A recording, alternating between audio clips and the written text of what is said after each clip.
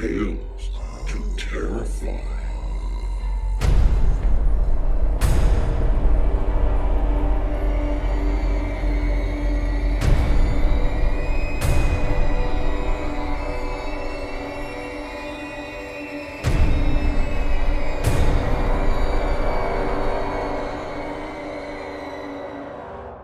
Good evening, children of the night. Come on in. Come on in.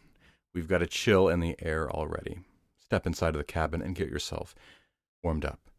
We've got some far colder months ahead of us. I would like to mention one more film that I saw recently, but before we get onto our stories, I'd like to give those of you that put pen to paper the reminder that we'll be opening our submissions up again next month for a short window. I'd recommend you keep an eye on our Facebook page for the announcement. We'll change our submission page on the site for the week to market as well.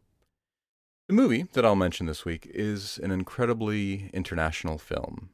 It is this year's foreign language Oscar entry for the United Kingdoms, despite being filmed in Jordan and set in Tehran during the Iran-Iraq War in 1988, and all the dialogue is in Farsi. Under the Shadow is a film about a woman living with her daughter in Tehran, constantly under the fear of being bombed, and, wouldn't you know it, a malevolent spirit takes up residence in her home and begins tormenting her and her daughter, all the while, also, being oppressed for the sin of being born a woman. There are complex themes that are presented simply, which I appreciated. If you catch the movie, just watch for that crack in the ceiling. Once the promise of that crack was delivered on, well, it was the freakiest part of the movie for me. Let's hear some short fiction, Children of the Night. Our first story comes from Chris Glover. Chris Glover is a graduate of the University of Lancaster, where he studied English literature with creative writing. His poems have been published by presses including Leaf Press and Agenda Poetry, and in 2012 he was given a top right place at the Swanwick Summer School. Several of his short stories have been published by JMS Press, The Dawn Treader, and most recently, Infernal Ink. His first novel, The Tales of the Glass, will be published by Netherworld Books later this year, and he can be contacted at smokingthevoid.wordpress.com. Link will be in the show notes. Let's give a listen to Chris Glover's The Day the Fear Died. There are few places left in my heart that I might show you, save for this castle, and there are few feelings left in my soul that are new, except this. There is only so much that isn't old. He tasted the blood, grimaced, and held it up to the light. There was no fresh pain, no pure screams, and he pondered on how stale the glass was. White mold melted into clots, floating on the surface above the bile at the bottom. A single spider's leg floated somewhere in the middle. Disgusted, he shattered the glass in the corner. How many times would a poet fall in love before he gave it up? How long would scientists spend realizing space always stretched just a little further? There is only ever nothing or something.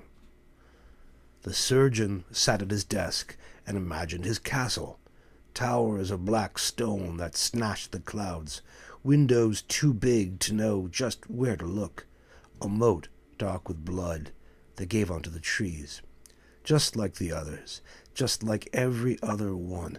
If there was only nothing or something, tonight he was holding tight to the nothing. The surgeon spat and folded his arms. The something was always just out of reach. The moment you started to smile, you wondered what it might be like to laugh. On his desk lay the corpses of 3 birds, tiny, gray, and disease-ridden. Their empty eyes stared at one another, their feathers and claws locked in contorted knots. He thought he remembered why they were there, but in the same way people think they might be in love. They lay in a pile with their legs draped over papers and sketches, diagrams drawn when he was still half lost in a nightmare. He lifted one and felt the empty weight in his hand, saw the sharp tip of the beak dipped in blood. His mundane castle needed a beautiful event, one that made the battle-weary people raise their heads, that filled them with a terror that told them again they were alive. As the idea took hold, he smiled. It was the only light in the castle. A short while later, the surgeon lay in his bed, naked to the waist. White hair covered his chest, a burn like a brand stained his stomach. He cast his eye around the room, looking at nothing and taking in everything. Bare stone pretty with cobwebs, a tiny carpet that covered only the middle of the floor. Birds grieved outside the window. His bed was buried beneath the eave, affording him a view of an empty room that seemed to stretch on forever. Beside him, a sodden knife stained the mound of feathers. After carefully teasing out the first few, he had simply ripped the birds apart. He wanted to fly, but the best you could do was jump a little higher each time. He felt frightened, and knew that was good. Nothing was ever achieved without fear. He picked up his knife, letting his skin taste the blade. He needed to act fast, before his thoughts caught up, have his war, before the men backed out. The surgeon began to cut off his fingers. He held his hand over the sheet, and by degrees it was red. The pain worked up his arm and racked vomit from his throat as he sawed with slow deliberation. Tears sprang and blood vessels popped in his cheeks. Here and again he chewed on a scream that sent puke dribbling from between his clenched lips. Moving from one to the next, he paused only to place the finger beside the feathers. Nerves split and agony raced along. He tried to scream again, wanting to, but this time it was strained, tight. Blood seeped through the bedding, and the world inside the room rolled and shivered. When it was over, he lay back, cradling his arm. The wind howled through the empty corridors, lingering on the deserted staircases. The surgeon waited, not knowing what for, only battling to reclaim a consciousness that seemed it never had been his. What we take for granted is usually what we just take. As he lifted the first feather, his good hand trembled. He wondered if he couldn't hear voices, thoughts beneath the bed, ideas outside the door. He smiled. His teeth were red. The little sewing kit lay beside the bed, and he carefully selected a needle and thread. Every movement sent pain coursing through him. The surgeon began to sew the feathers to his hand. Delicately he fed the needle through the tip, working it then into the bloodied stumps. There was no new pain, there never is. His skin was blue, blood still dribbling. Here and again his eyes rolled white as he pushed through darkness thicker with each blink. Sometimes all that drives us is a desire to see the end. Finally, he lay back and looked. Feathers jutted from his palm at odd angles. His wrist was a mess of blood, puke, and bone. He twitched the fingers that were no longer there, making the feathers jump. Their pearly gray was stained almost black, and the flesh up to his elbow was green. Tears of anger shimmered in his eyes. A mist descended over his face. What was frightening about it? What was there for people to run from? The feathers cut into the stumps, and when he wriggled them, pain lit his arm. He looked at the pile of severed fingers, and in disgust threw them from the bed. Around him, the castle remained the same. A pain he knew began to rise, slowly growing in his arms and in his thoughts. He rolled the feathers again, ignoring the agony that burnt his senses. Nobody would run. Nobody. Never. The tears began to roll down his face. Nothing ever worked the way you wanted it to. The surgeon lay down and tried to sleep. That was Chris Glover's The Day the Fear Died, as read by Brian Alexander. Brian is a futurist, writer, speaker, and consultant in the field of higher education and technology. He used to teach classes in Gothic horror and continues to blog and publish research along those morbid lines. He and his family live on top of Vermont's Green Mountains, half off the grid. Links to a couple of his sites are in the show notes. Thank you, Brian. Our second story of the night comes to us from Andy Remic. Andy Remic is the author of quite a few fantasy and sci-fi novels currently: Spiral, Quake, Warhead, War Machine, Biohell, Hardcore, Sim, Serial Killers Incorporated, Kel's Legend, Soul Stealers, Vampire Warlords, Clone World, Theme Planet, Toxicity, and the anthology The Clockwork Vampire Chronicles. His latest works are The Iron Wolves and The White Towers, along with The Dragon Engine and Twilight of the Dragons, all published by Angry Robot Books. He's also got 3 novellas out, published by Tor US, A Song for No Man's Land, Return of Souls, and The Iron Beast.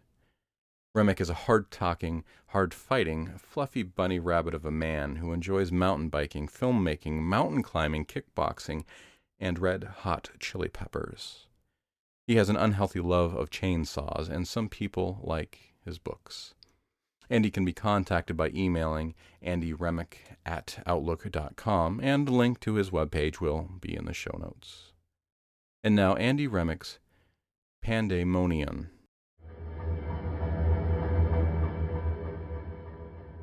There have always been natural threats to Mother Earth.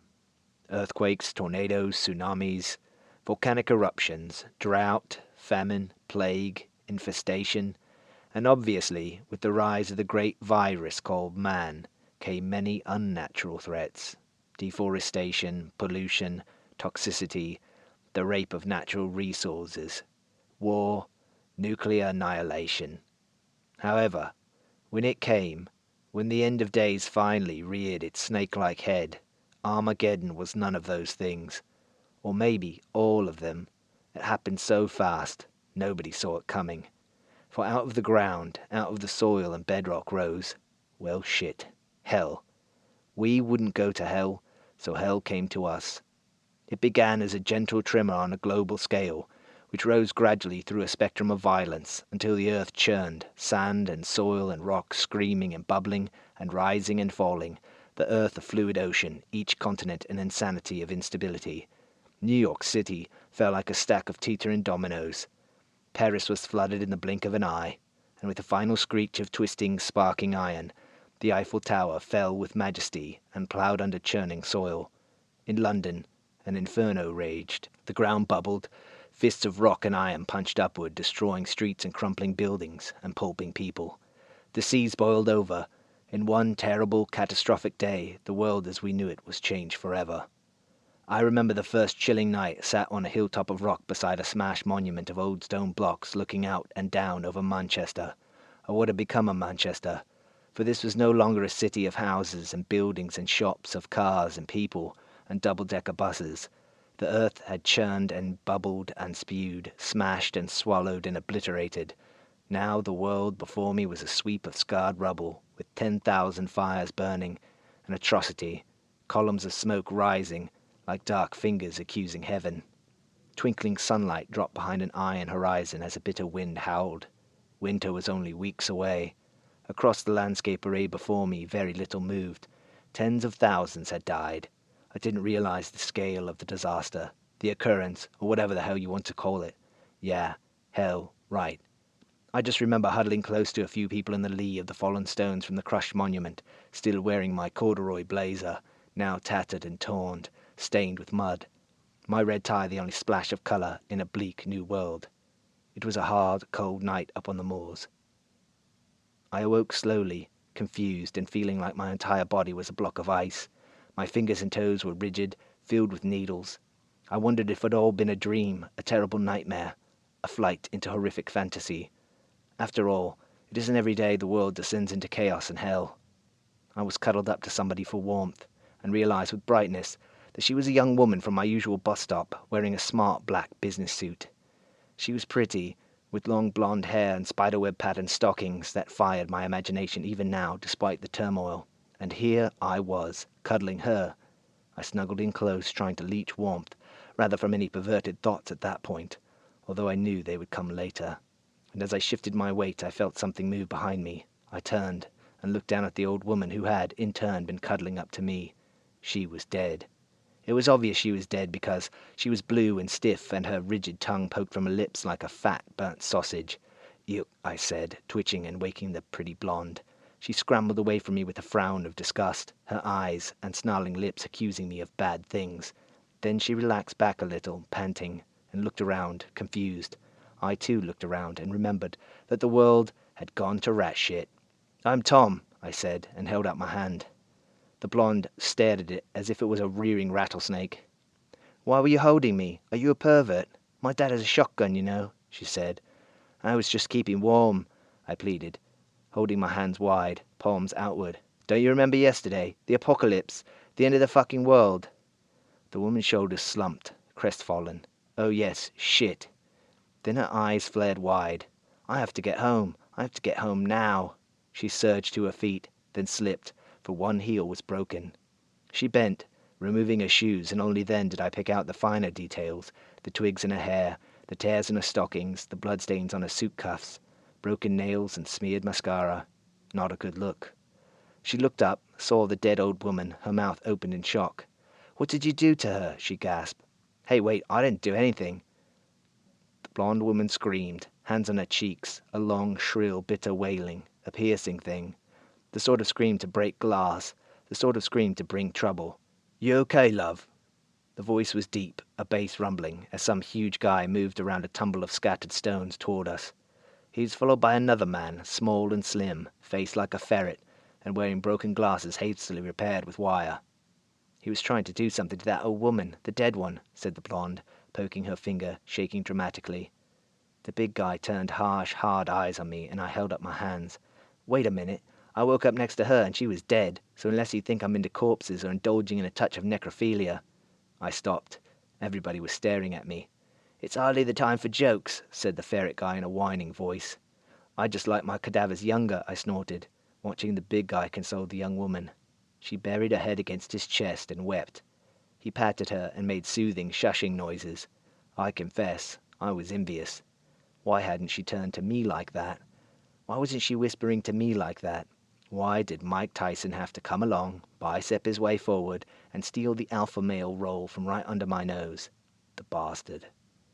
"What are we going to do?" said Ferret Boy.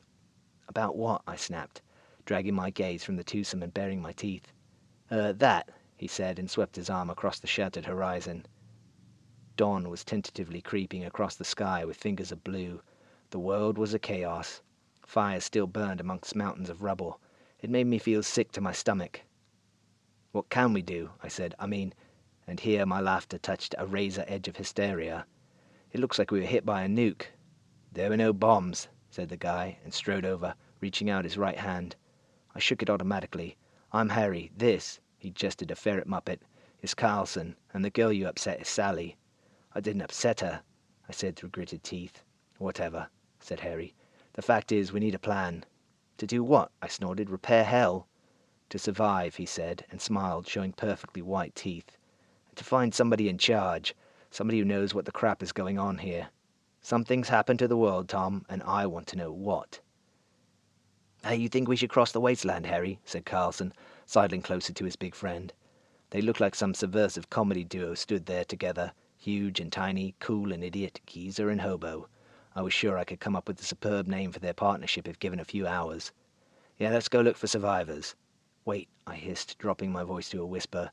"Do you think she's fit enough to go wandering around a shithole wasteland that could be filled with, well, looters and people with guns and other shitbags?" "It's either that or stay up here and die from the cold," said Harry, with annoying logic, fixing me with his hard stare. "Do you think you'll find food or blankets or shelter up here?" "Well, no, but... What if it happens again?" Harry fixed me with a steely glare. "The world's already fucked, mate. It can hardly get any worse." We followed Harry, our self-appointed leader, down the rocky slope toward black, rich earth and amber clay, all churned with bricks and stones. Halfway down the hillside there was a BMW with its arse poking out of the soil. One wheel spun forlornly, powered by a harsh wind, which cut through my thin blazer and made me wish for once I was back in the classroom teaching little feral bastards. I suppose I could kiss the salary goodbye now, but somehow, despite the madness, the disorder, despite the pandemonium, well, I knew the fucking student loan company would still find me.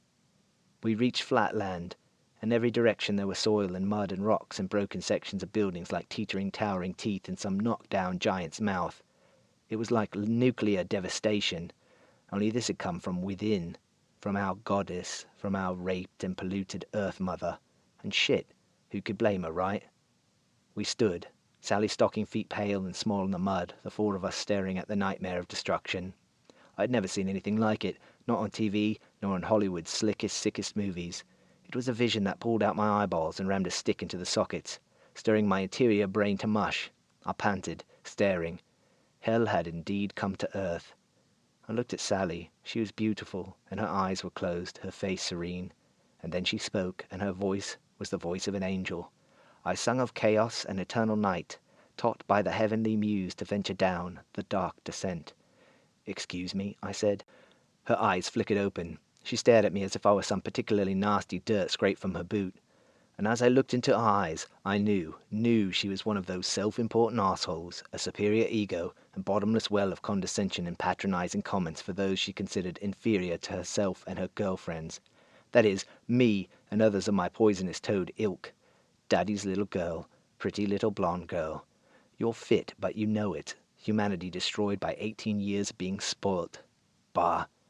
It's from Milton, Paradise Lost. Have you no education? I'm a teacher, I said.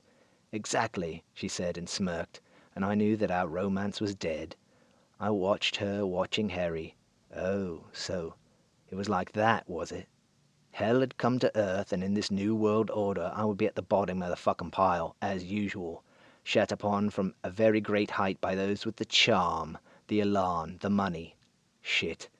Those with the money and power and glory always got what they wanted, just like it's always been. I ambled forward, hands in my pockets, feeling as hideous and miserable as any man who'd just had hell visit his front room. I watched Harry and Carlson laughing, Sally watching Harry, and I couldn't understand what they were laughing about. Bright lights flickered at the edges of my vision. I turned my gaze back to the destruction. Here, now, up close, not sat on a hill talking and moaning, but here in the shit, I could see exactly what had happened. The outcome. Corpses lay bent and broken everywhere. I had never realized there were so many people in Manchester. Now I realized there were so many dead people. There a man bent backwards, the back of his skull touching the heels of his boots. His face was fractured into a grimace, brain spilling out of his skull. And there, a beautiful woman, with both legs broken outwards, bone poking through cold, torn flesh, her Hello Kitty pink knickers on display in a most undignified way. Not that I suppose she really cared, because she was snapped open like a broken doll. And over there an old man still attached to his Motability scooter, only now he was part of his Motability scooter. The metal handlebars merged with his caved-in chest, some kind of metal bell embedded in one eye socket like a grotesque and twisted monocle. I stared and panted and thanked the Lord that I'd been spared, but then I realized it was the Lord who had allowed this to happen. No more praise was forthcoming. "What do we do now?" I asked, aware my voice was whining but not caring, aware my panting was pathetic but truly not giving a damn. "We must head out across this wilderness," said Harry, and I saw it, caught it, shit. Religious fervor. Now the big bastard was on a crusade.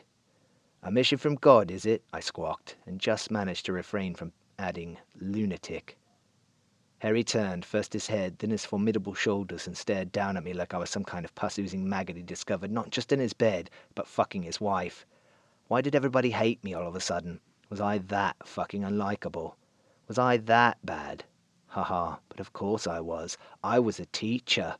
I was there to be abused and derided and shat upon. I was there to be fucked over.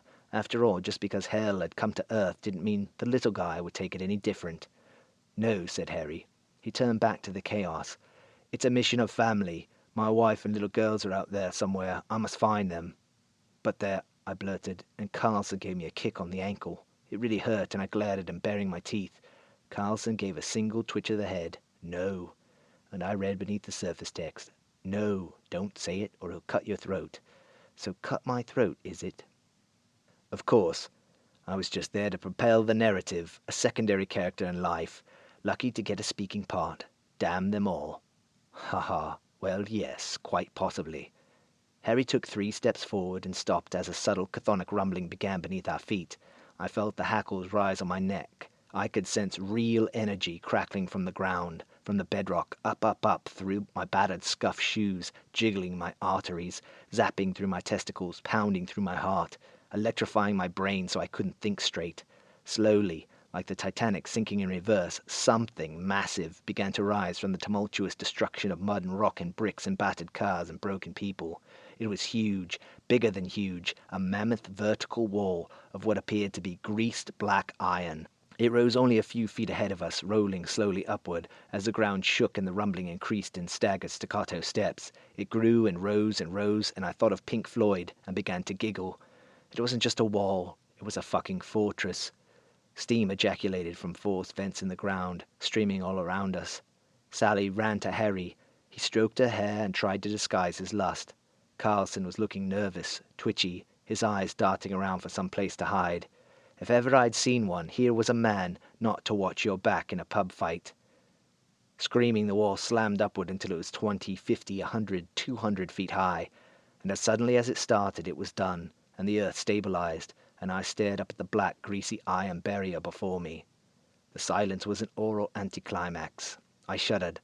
I looked around. I reached forward, touched the iron, and it was cold. Colder than the grave, colder than a corpse, colder than ice. I pulled my hand away and left a strip of skin from my finger on its surface. Blood ran down my stripped flesh, dripped into the earth and degraded bricks. I sucked my finger. The bugger. Is it hot? Said Harry, coming close. No, freezing cold. Come on, we'll try to find an entrance. To whatever's inside. There must be new rulers, somebody in charge. We are dealing with supernatural entities here, my friend. Harry's eyes were gleaming. He had the air of somebody on a pilgrimage. It was incredible how quickly he had adapted to this new world. I followed, loitering at the back like the fat kid in gym class. We worked our way along the mammoth wall as the sun rose, casting a dull winter glow which gleamed across the oily black wall and shattered earth. I watched Sally and Harry flirting. So much for Harry finding his wife and kids, eh? True love never dies. And I watched Carlson scanning every corpse we came to. At one broken body, he furtively dropped to his knees and rifled through the man's pockets, pulling out a gold watch and wallet. He took the money and dropped the empty leather to the barren ground, then gave me a look that chilled my heart. Yeah, he said. What comes next? Is gold fillings? You don't know what we're walking into, snapped Carlson. Gold and money could buy our way out of a lot of trouble. I started laughing, and Carlson's glare grew, if possible, more evil. Be careful, teacher boy, I'll shiv ya. I held up my hands. Apologies. Tell me, Carlson, what will you spend the money on? The shops are gone, the supermarkets are rubble, Argus is dust, McDonald's is pulp, just like its burgers. You just watch, he said, eyes darting around. You just wait. I shrugged and followed Harry and Sally. Had it really come to this, spending the end of days with the plastic party, real on the outside, but fake, oh so fake on the in? I shuddered. I thought things couldn't get much worse, but I'd been wrong. And the irony? The irony was, it would go downhill from here. We stood before iron gates. They were intricately detailed, and peering between wrist-thick bars we could just make out a distant castle of some kind, blood-red and gleaming. Woven into the steel was a word, Pandemonion. The letters swam before my eyes. I knew it. I understood. Pandemonion, from Milton. All demon place. A place full of demons. Shit. I looked up at the sky. The sun hadn't moved. It hung on the horizon like a bloated leech gorged on joy and hope. "Hello!" boomed Harry, shouting between the bars. "Is there anybody in there? We've come to join you, to swear allegiance to this new ruling power." I watched Harry with growing unease. Join you? A new ruling power? I didn't remember agreeing to that. And joking aside, what if this was hell? Wasn't hell full of demons? Who was Harry agreeing to join? Would he sell his soul to the devil? Sacrifice his firstborn. I shivered and swallowed. My throat was dry and my nerves were shot. I realized this was a BFG, a bad fucking gig. This is not somewhere I wanted to be. But then, did I really have a choice? Apparently not. Slowly, the gates creaked open. Harry puffed out his chest, fist clenching as if he had achieved something heroic. Sally had both hands clasped on one of his huge biceps. Carlson was sniffing around behind them like a stray dog after scraps. "Here they come," said Harry. He took a deep breath and marched between the towering gates and onto a path of shit. I danced for a moment as I realized the road was formed from large chunks of crushed skulls, shattered sections of eye sockets and cheekbones and broken teeth. So then, we weren't about to meet any angels. Well, not nice ones anyway. Our boots and shoes and bare feet crackled as we walked. Sally didn't seem to notice. She toyed absently with her hair with one hand as she followed Harry. She had total faith in him, but then he was the alpha male and oozed confidence like an infected wound oozes pus. Again I was at the back. I figured it was the best place to be in case I needed to run. And so it was I who noticed the gates closing again, ponderously, propelled by some invisible force. Great. Harry strode like a man has never stridden before, but even his steps faltered as 3 figures emerged from the castle, trotting towards us on glistening horses down the road of crushed skulls. The 3 figures drew closer, and the closer they came, the more we saw, the slower Harry's walk became. Until he stopped. He stared. Hell, we all stared. They rode horses that had been peeled. Well, that's how it looked. They had no skin, only bare, gleaming muscles, oiled with blood. Their eyes were rolling and crazy, and I suppose it was a testament to the rider's strength that the horses snorting a foam of blood didn't bolt. But then, there was no question of their strength. They were huge, bulky, wearing old leather and fur. I don't know whether they were man or beast, but their skin was a deep mottled red, run through with veins black like solidifying lava. The eyes had no color, but were portals into oblivion, and from necks and shoulders and arms and heads projected all manner of curved blades and fangs, curved protrusions and bone horns. They were riddled with spikes like hellish porcupines, and they smiled as they reined in their horrific mounts and glared down at us, black saliva drooling from mottled lips. Their stench was the stink of rotting meat, of dead dogs and bloated corpses, of maggots feasting on unholy flesh, of decay and poison and plague. "I say we run," I muttered. But Harry was entranced. I half turned, for I was damned if I was going to stay and be eaten, but Carlson had moved behind me, and he pushed a knife against the base of my spine. "Run and you die." He snarled into my ear. "Harry's the boss now. Harry will sort this out. You see if he don't. And they'll all be loyal subjects, right? Great. Held hostage by a ferret." "Lords!" Harry boomed, holding up his arms. We should be sprinting away now, running as fast as humanly possible. This shit could only end one way. I tried to sidle sideways, but Carlson shifted with me, putting more pressure on the knife, the bastard. "What is your name?" rumbled the lead rider, spittle flecking his lips. He was laughing. We were insects to him, funny little bugs. He was greatly amused. "I'm Harry, master. We've come to serve you. We embrace this new regime." "You do, Harry. Why is that?" "It's the beginning of a brave new world." "It certainly is," said the huge rider, shifting his bulk a little in the saddle, which creaked in response. His forearm muscles bulged as he held the horse tight, and the black bone spikes emerging from his flesh gleamed under the dull red sun. His eyes swept across us, analyzing us, gauging our worth. "There are 4 of you. We need a messenger. Yet we need only one. What shall we do?" His companions were now also laughing. Sally started to whimper. She clung to Harry, her nails digging into his arms, and slowly he turned and pried her fingers away one by one. She looked aghast at him. He ignored her pleading, pretty, tear-filled eyes and turned back to the 3 riders. She came at him, but he pushed her away. "I'm your man," said Harry. "Prove it," said the lead rider, and in a swift motion he drew a huge sword. It was ancient beyond belief, the blade a dull black and intricately carved. 1,000 tiny rubies glistened in the pommel. The rider leaned forward with a creak of leather, proffering the hilt. Nervously licking his lips, Harry took the sword. "Kill the others," said the rider. Harry turned and stared at us. His eyes were gleaming. I would have stepped back, but for the knife in my spine. Sally pulled away from him. "No, Harry," she cried. "No! What about the things you told me walking here? All those promises of our new life together, our new world. You said you would protect me." "That I did," said Harry. He stepped forward, lifting the huge black sword. My eyes lifted with it, watching him hold it above Sally. She crumpled into a fetal lump, whimpering and begging, snot dripping down her lips. For a moment I thought he would do it. For a moment I thought he would strike her down. But he did not. Harry lowered the sword and turned back to the riders. "This is a test," he said. "Indeed it is," said the bulky rider. But now he and his companions were not laughing. Their spikes rippled along muscular backs, their horses snorted and stamped, and their empty black eyes drilled into Harry. Suddenly I surged forward and grabbed the sword from Harry's fingers. He resisted, but I had taken him by surprise. I slapped him away and lifted the sword, staring at the blade in wonder. A feeling drove through me like a spike of steel hammered through soft wood. I turned and hacked the sword through Sally's head. Her skull split like soft fruit, and her brain and skull shards, all tangled with hair, fell apart. Bone and blood and brain matter puddled over the skull road. I lifted the blood-stained sword. A cool wind whispered through my mind. I understood. I comprehended the situation.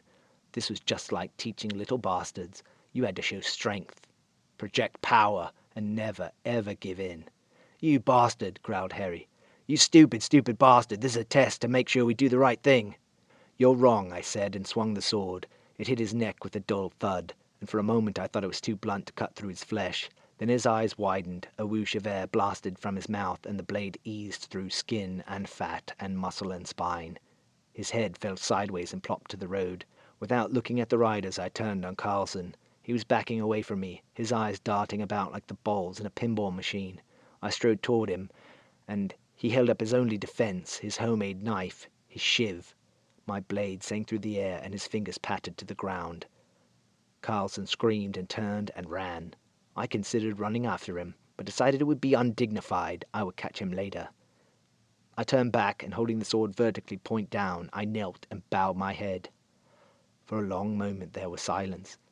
Then laughter rolled out, rich and resonant and musical. I risked a glance upward and saw all three riders beaming down at me, black saliva dripping from jagged teeth. "What's your name, little man?" "Tom," I said. And there was no fear now. There was no hate and no sadness, no empathy, no sorrow, no remorse, no humanity. "Why did you do it, Tom?" I smiled. "Better to reign in hell than to serve in heaven," I said. "And you want to reign with us, boy?" said the lead rider. I stood and hefted the sword thoughtfully. "I do," I said. "He's got balls," said the second rider, and all three chuckled. "I like you, Tom," growled the first. I gave a nod of thanks and understanding. Finally, I understood. I understood how the world worked. Well, this world anyway. Finally, I had a system I could work with. The rider reached out a taloned hand to me. I took it, and he hauled me onto the back of his horse. "You're going to go a long way, Tom," he said. That was Andy Remic's Pandemonium, as read by J.K. Shepler. Jedediah Kalanu Shepler was born in Texas. He spent formative years in Northern California, then returned to Texas to get an honors degree, summa cum laude, in anthropology from the University of Houston. He lives in the traditions of both the European Renaissance and feudal Japan, and believes diverse pursuits and interests build keen minds and bodies. He is, consequently, a student of martial arts, a practitioner of Brazilian jiu-jitsu, and is a surfer, artist, and filmmaker. He's acted in and produced music videos, as well as served as rigger, greensman, propsman, and stunt coordinators. He also dabbles in music. Jed has worked in logistics, dog training, security, education, and other jobs, and says that he is not entirely sure he's qualified to do anything. But he is a great respecter of fine storytelling and of the tellers of tales, and that he is very proud to contribute his narrations. Currently, Jed is working on a book about late 19th and early 20th century glass bottles found in Houston, and of the forgotten history that is all around us and just under our feet. He lives in the Houston Heights of Texas and likes cats and dogs but doesn't have any, and sometimes he scribbles short, humorous movie reviews that no one reads. You can correct that last bit by stopping by his site at downthemoviehole.blogspot.com. Thank you, Jedediah. That will be our show for the evening, Children of the Night. Our show is produced by our editors, Philip Oldham and Scott Silk, and theme music by David Rakelin. Join us again next week for another episode of Tales to Terrify.